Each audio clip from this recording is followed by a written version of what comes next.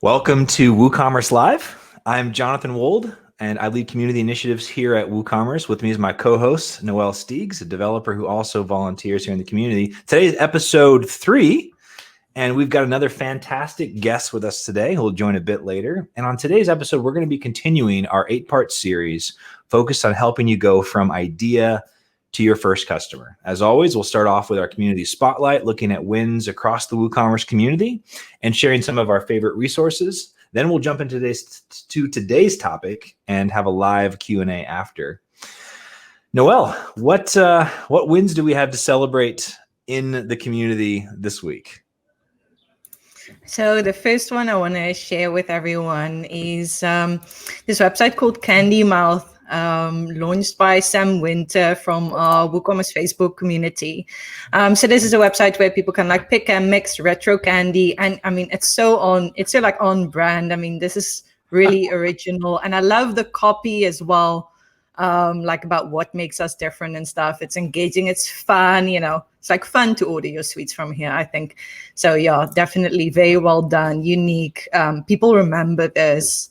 And also on the product page, you can like choose a font, you can choose like what you want on the jar and all that kind of stuff. So yeah, some nice customization there. I mean, it's all about personalization nowadays, right? So they do a really good job here. Wow, this looks so cool.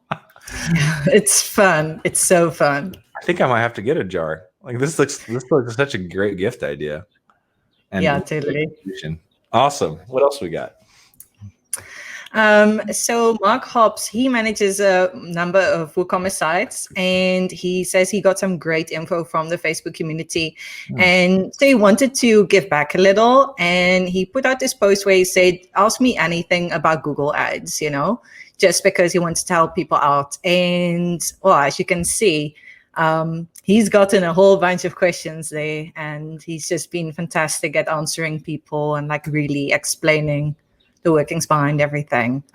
Yeah, I think that's great. It's really like, that's what community is about. So thanks, Mark, for doing that. That's awesome. That's awesome. Awesome. What else? So then Rachel Jones, she let us know that she built her first site and she's pretty pleased. She had her first 2 sales, and she used to be on another e-commerce platform. And she says now that she's on Woo, her profits are higher. So cool, Rachel. Yes. Yeah. Excellent. And you've been, I think we just hit a milestone. Did we just? Are we there? Yeah, I think as of today, it's showing that we're now at 35,000 members in the Facebook community. So hats off to that community, and it's fantastic. Good to see the growth and all the incredible volunteers working in there, answering questions. Well, congratulations on that. That's fantastic. That's great news. And you do this weekly post there that's been great as well. It's been awesome to see the discussion and people sharing their experiences. I want to just touch on the meetups for just a moment as well. Meetups we have happening, they're still virtual and they're happening all over the world. And the one I wanted to highlight this week is the Hong Kong meetup that's up and running. And they've got an upcoming meetup there, and still nice and small. And one of the things that's super cool about Meetups is this opportunity to travel the world right now and just get a feel for what's happening in different parts. You can go to meetups.woocommerce.com/meetups and see our landing page and learn more about what's coming up there. So that's been really cool. Awesome. All right. What about our resources? What have we got this week? So, we all know social media is such a powerful way to promote products and reach new customers and things like that. So WooCommerce.com shared 9 ways to use social media. So they talk about finding new customers, getting new ideas, and quite a lot more. They give some good tips in there. So yeah, so if you're thinking about what to post next on social media, how to approach this, there's some great tips over there. This is awesome. And I've got an inkling that this is part of a bigger series, so there might be more coming out on this as well. So that's awesome. The next one is, it ties into today's topic because a landing page, it's a page that leads the visitor to one specific goal, right? Like like pre-ordering a product. So Crazy Egg, who's amazing at web analytics and behavior of people, they put together this post of these 12 essential elements that a landing page should have. Really good one to draw inspiration from. You know, if you're looking to launch a product and build a landing page for yourself, then you should definitely look at these. This is fantastic. Last but not least. Yeah, definitely not least. I think this is one of the most gorgeous WooCommerce sites I've ever seen. It's of Whitetail Jen, and it's just, it's like interactive, you know, things appear, there's motion, there's softness, there's all these like natural elements. It's just beautiful. It really tells a story, right? As you scroll down. And when you get onto the product page, it's definitely not your standard product page. It's so beautifully laid out. Like, I have to think about like how a magazine could be laid out or something like that. And also when you scroll down again, there's that beautiful storytelling that they did there as well. So yeah, there we go. I think that's really beautifully done. Wow. And so what I liked is I actually went like through something in the cart and went to checkout, and they do this checkout that I don't see often, and especially with WooCommerce, because it's the opposite of standard really, is to have the 3 columns side by side. And I saw this and I thought, that's really easy and quick to see what somebody must do. So I'll remember that for sure for upcoming projects or something.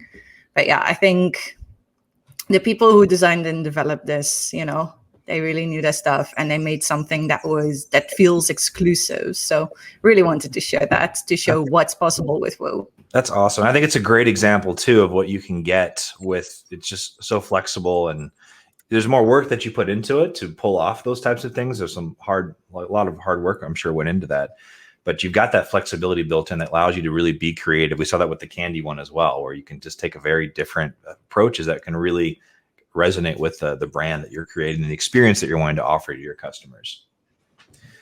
Awesome. So before we get into the topic, I want to bring our guest on screen. Nick, welcome to the stream. Hey, Nick. Hey, morning. Nick Peterson, he's an entrepreneur and founder of Tiny Wood Stove. He went on an adventure with his family back in 2011. They moved into an Airstream travel trailer, which they called home for about 4 years. And this whole experience of living in an RV prompted Nick to look into different options for power, heating, and cooling. Started the podcast about his experience that eventually led Nick into the Tiny Wood Stove business. So, Nick, it's great to have you. You were a Tiny Wood Stove user before you launched the business. What made you decide to sort of get into it and see, what was that journey like for you? Well, first of all, I'd like to say that we lived in a Airstream down by the river. For those of you that are familiar with motivational speaker, Saturday Night Live. So our main motivation, it was probably twofold. One was we wanted to grow our income. We wanted to get some property. We wanted to transition from the Airstream. We had 2 kids at the time. 176 square feet is very tight for 2 kids, especially we were hunkering down in North Idaho, which is cold. In an aluminum can in the winter is not ideal. So we wanted to make a homestead. We wanted to have grow some food, put down some roots. So money was one of the main motivations, but that wasn't the end of it. We struggled to get a stove installed into our space. We actually had to import one from the UK. There wasn't great options in the US. And so, we struggled with installing, sourcing, information, safety, all those things. So we wanted to help people not struggle like we did. So those were the 2 main motivations. Nice. And I know that, so it started out too, and we'll get to the journey a little bit later, but it started out too with this like kind of writing about and sharing your experience and then finding that others were resonating with it. Yeah. So a lot of the work that you've done to date seems to be in this sort of category of facilitating self-reliance and helping people kind of live more sustainably. I'm curious if there are any stories that stand out from the experiences you've had with the customers you've served over the years. Yeah, lots and lots of stories. And if it wasn't for the stories, we wouldn't be in this business. If it was just about selling a product, we would not be in this business. But every day we get to hear these stories. We get to talk to people that were on similar journeys as we were on. And a couple that stand out are actually team members. Most of our support team are remote. Actually, all of our support team is remote, and they all live in vans down by the river or school buses or Airstreams. So Cody is one of our support people, and he lives on a farm in Oregon. And so he doesn't have a house payment. He paid cash for his house is amazing. It's a beautiful little mini house. And he gets to farm. So he works for us 20, 25 hours a week. And that's by choice. And then he gets to farm. And then we have Julia. She's kind of our chief storyteller. She manages our social media, does case studies, stuff like that. And she lives in a Sprinter van with her family. Her husband's a software developer. He actually does a lot of our WordPress custom stuff. Nice. And they travel with their 2 kids all over the place. And they really enjoy doing that. They actually went to Europe for a while.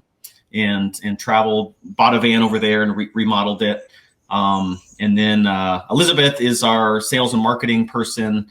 And she lives in a school bus. They call it a schoolie. So you take an old, school bus, and then they actually cut off the top and raise the roof so that there's more height and beautiful space. But they've traveled a lot. They're really outdoorsy, adventurous family. And she just got done hiking couple 100 miles on the Appalachian Trail, took off 6 weeks from work and was able to do that. So really at the heart of these stories is freedom. And that's what our business is about, is giving you freedom to do what you want to do. You don't have having a big house and a mortgage, that's fine for some people. And, you don't have to. Self-reliance, sustainability and freedom really is at the heart of our business. That's awesome. Thank you. So we've been going over this arc of going from helping folks go from idea to their first customer. And I'm just going to show real quick where we're kind of at in the process. We started out by talking about choosing an audience, then finding the problem to solve was the focus of last week's topic. And the idea there is to dig in to, once you've picked that audience, to all right, find all the different problems that you could solve for this audience. In the case of your business, Nick, you have these folks who care about that sort of self-reliance and sustainable living. Like there's that theme to that audience that you're serving, because I'm sure there's a lot of diversity within that, but they have that thing in common. We talked last week about the approaches that you might take to sort of narrow down the problems. You can either pick problems that are high impact, finding the ones that are like the biggest problem that your audience has, or we even talked about you can find what I think of as a momentum builder. It's like a smaller problem, but that when solved starts building momentum in a direction. And then most importantly, as you look through potential problems, it's important to make sure that you're following where your audience is leading. So you've chosen a problem. You have an idea for a potential solution. Now, what we recommend that you do is you sell it before you make it. And we think of this, I like to think of it as like pre-selling. You share your idea for a product to potential customers before you actually build the product. And you give them the opportunity to tell you whether or not it's a good idea. Nick, I'd love for you to share, what experience have you had with this concept of pre-selling? Well, we built our business on it. So you mentioned that we wrote a blog post. Basically, our family, as we were remodeling our Airstream, we kind of did updates about it and basically shared what we were doing. And we wrote a blog post that was about putting wood stoves in our space, the different options that were available, safety considerations. Just kind of a roundup post of the options and more information. And then we got probably 90% of the traffic we got to our personal blog was to that organically was to that one blog post. Wow. So with seeing that, we could see that there was interest there. And so out of that, we made Tiny Wood Stove to be, initially it was going to be an information site, and we were going to reach out to the other players and try to do like an affiliate arrangement. Yep. And as we contacted them, they're like, what's an affiliate? And it was kind of, it's an old school industry. They wanted us to buy, a couple pallets, be a distributor, be a reseller. And at the time we were living in an Airstream. We wanted it to be nomadic. So that wasn't really an option. So the play was, hey, let's make this an information site. Let's make it, more passive. And then as we decided to settle down and that we could, explore doing some warehousing and selling stuff, then it's like, hey, let's offer a product. So I could tell through the analytics that people were searching for a specific product out of the UK and nobody was selling it in the US. And so we made a landing page that was like, hey, we'll give you $95 off this stove. We need to sell 20 of them to do a pallet. We're going to do this kind of pre-sale. It's kind of like a self kickstart. We had traffic, and then said if we're gonna push for it for 30 days. If we get it, we'll import it. If not, we'll refund your money. And so it was kind of like people pulled out their credit cards and entered it. And in I think 10 days, we sold a pallet. Wow! And we were in business. A previous business that I did, I kind of did the opposite to this. As entrepreneurs, we have these leap of faith assumptions. Yep. Say, hey, people want this thing, or people want, and that's just an assumption. We don't know if that's the case. Yeah. And so I had this other business. It was a vegetarian vegan meal planning service. I spent almost 6 years of my life grinding on that, writing content, making recipe, making soft. It just, wasted a bunch of time where I probably could have in a matter of 30 days, like sold it before I made it. And, hey, there's crickets here. Nobody wants this thing I'm making, and I can pivot. With the tiny wood stove, though, we saw that like, hey, people are willing to pay for this. And there's a big difference between someone saying like, hey, Jonathan, I'm making this thing. Would you buy that? And you're like, oh yeah, that's a great idea. I totally would buy that. But when it comes down to it, where the rubber meets the road, it's a whole different picture when someone's, putting in their, handing you the money. Yeah. So, we built our business on kind of that pre-sale model. And as we went from that initial stove we imported from the UK, which was kind of a toy of a stove, wasn't all that great, to making our own stove line, we would just pre-sell the idea, say like, hey, we want to bring out this stove that has these features. It'll be this size, this price point, and we need to pay for the molds and the tooling. So we're going to give you a discount. We're going to do kind of a pre-sale, and that's how we launched our dwarf line. So we're big fans of the concept. The way that we tend to think about it, pre-selling, there's a few benefits. One, it helps you make sure that you're aligned with customer value, that what you have in mind actually solves a problem, right? Exactly. Like avoid those 6 years of sort of grinding away at something. Yeah. It helps you improve product effectiveness. Like in our experience, the feedback that you can collect from customers by pre-selling gives you an opportunity to make it better. Like sometimes they'll give you feedback. Oh, that's great, but I want a little bit more of this, or kind of whatever. There's an exchange that can happen in that process of pre-selling where you can engage further. And then last, it also really helps to minimize risk to the business, right? Like life doesn't go the way that we plan it to. We have an idea as entrepreneurs about something that we think is good, but you don't want to invest a bunch of time and effort into something that doesn't actually meet needs. Nick, I'm curious, drawing from your experience, is there anything that you'd add to that? Anything that you think differently about? Well, as we're talking about sell it before sell it before, you can actually, put up a landing page where it's like someone buys it. You could also have an email list. Yeah. And you can, so if someone's willing to, we're doing this right now with the gas stove that we're working on, cool. Propane direct vent gas stove, and then also a composting toilet. And these are both. Nick, your audio just cut out for a moment. There we go. Is that better? Yes. Carry on. You're saying that you're doing this now with our we have a propane fireplace that we're doing that's going to be a thermostat, and a lot of people don't want to mess with wood. And then with the composting toilet as well. And these are both needs that I've seen living in the niche that we're in, and seeing that there's voids. But again, that's assumptions. And we're not ready to like sell the thing yet because we're probably still maybe a year out on some of these things. So that's a little early, but we do have product pages and we have landing pages, and then we have like, hey, get on our update list. Yep. And then as people get on our update list, we can, pull them and say like, hey, what are you looking for? What would you want? Does this price point look okay? And then as we go to launch to our pre-sale, we already have a foundation of people that are interested that we can push it to and say, hey, this is ready to buy. It's going to be ready in the next 3 months. I love it.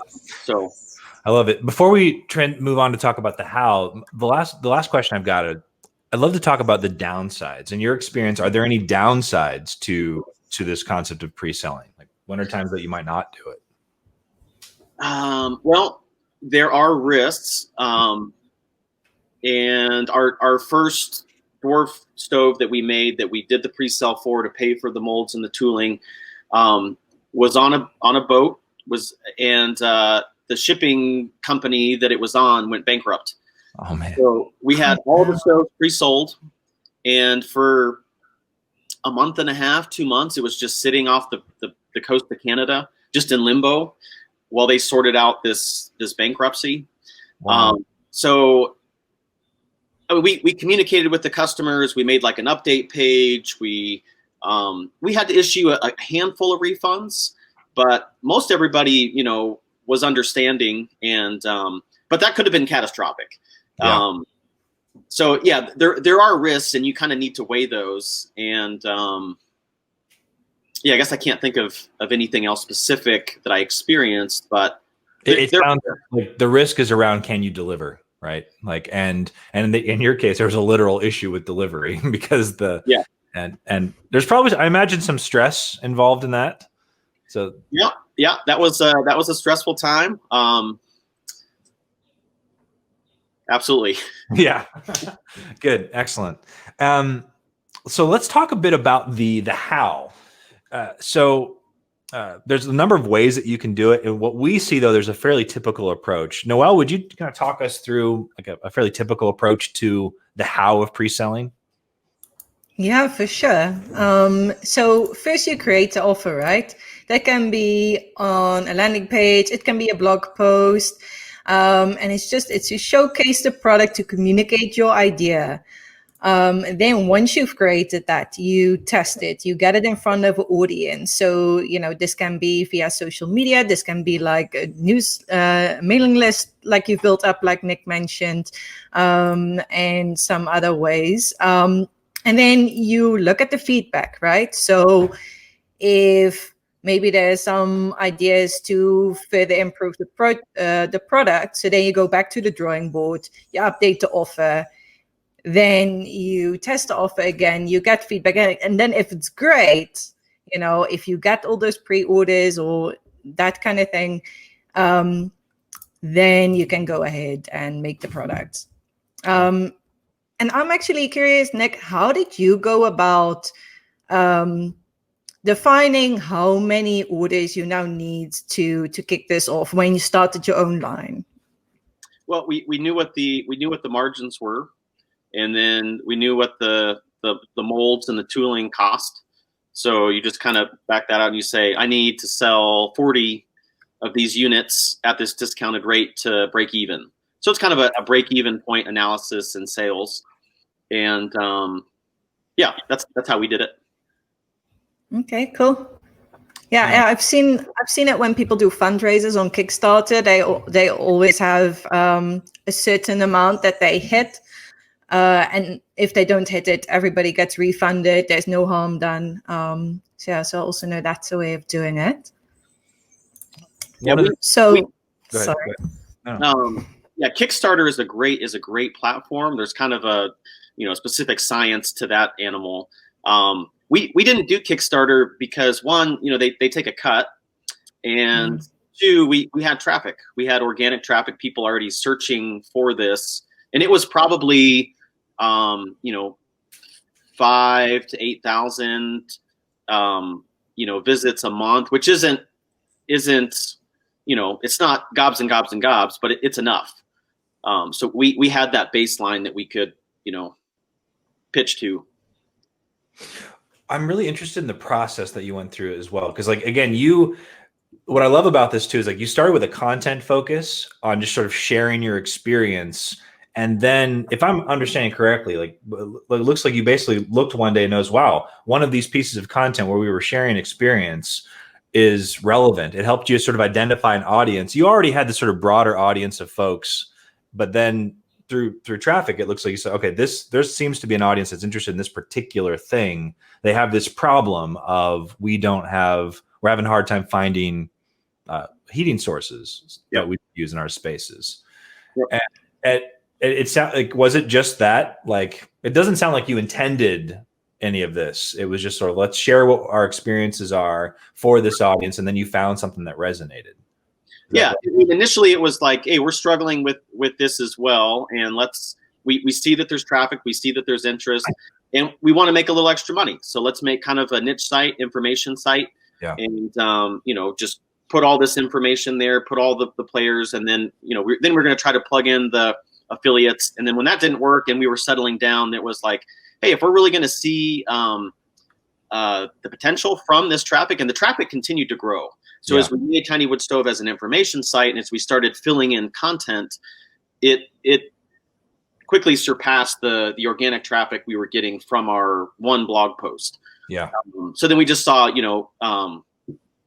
more opportunity. What I love about it is that you pick this audience of folks interested in like tiny living, sustainable living, self-reliance, and you started to create content. And it's almost like each of these different pieces of content is speaking to different problems, right?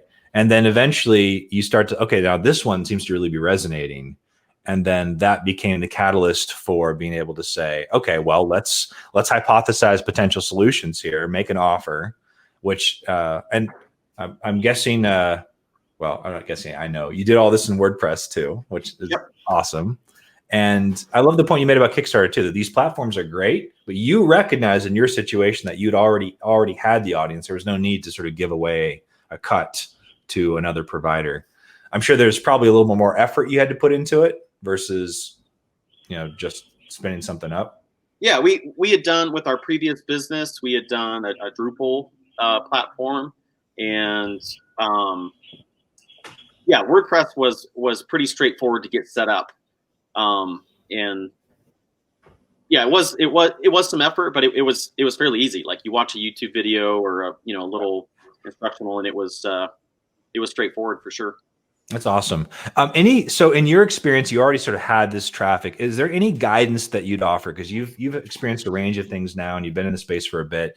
If someone has this idea of an audience and they have they have an offer in mind, what are some good ways to get that offer in front of the audience that they've identified?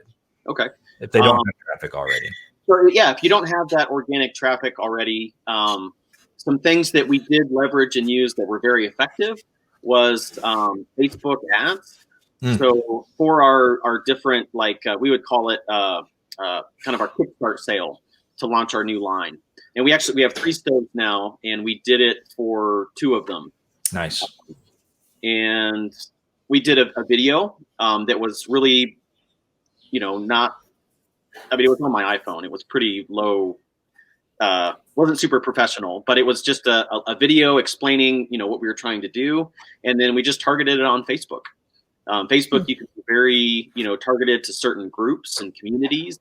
And so, targeted it to our demographic.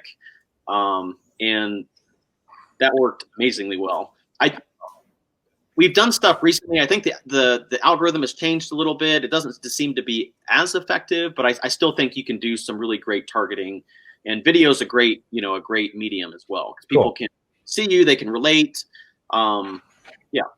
Awesome. So wrapping it up from our perspective, so selling it before you make something helps you make sure that, the way I like to think of it is it helps you make sure that you're solving real problems and focusing on value, right? That's what it comes down to. You've picked the audience, you found some problems, you've got an idea, but putting the idea in front of your actual potential customers. And I like what you pointed out too, Nick. It's one thing for people to just say yes. I love that you went straight to, all right, and here's, put your credit card down. We'll give you your money back if it doesn't work out, but you're inviting them to enter into a relationship that's more than just the idea, and that lets you know, all right, this is legitimate, this is real. Yeah. Any last thoughts to add? I'm a huge fan of the lean startup, and that it kind of talks about this, these leap of faith assumptions and testing them as soon as possible. One way of testing it is selling it. You can get feedback on stuff. You can do an email list. So those are all kind of in the same vein, but don't waste time. So, you make this assumption, that's great. And it may be a home run, but you really need to test it. And looking back at the 5 to 6 years I spent on our other business, I kind of cringe. I learned a lot, and I wish I could have some of that time back. So don't waste time. That's great. Well, thank you, Nick, for joining us. If anyone's interested in learning more about what you're working on, let me just throw this up on the screen really quick. We did a case study where you generously did an interview with us. That was fantastic.